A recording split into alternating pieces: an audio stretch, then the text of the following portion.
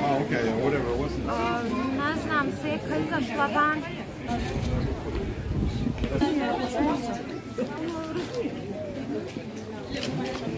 Yo me acuerdo de una de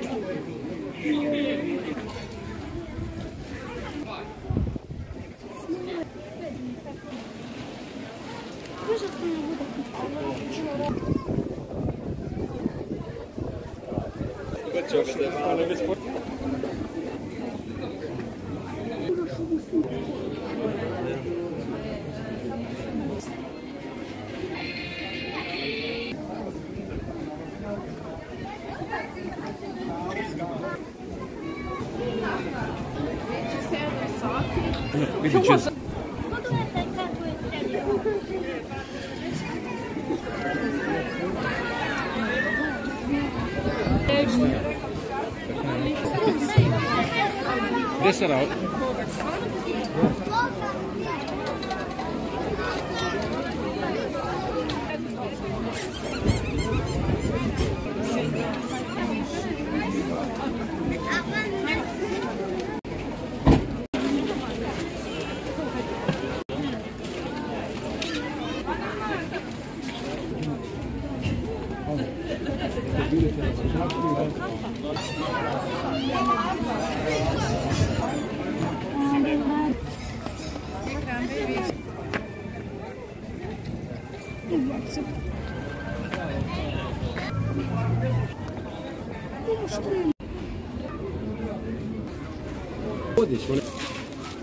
U Ramazanu činite 4 stvari.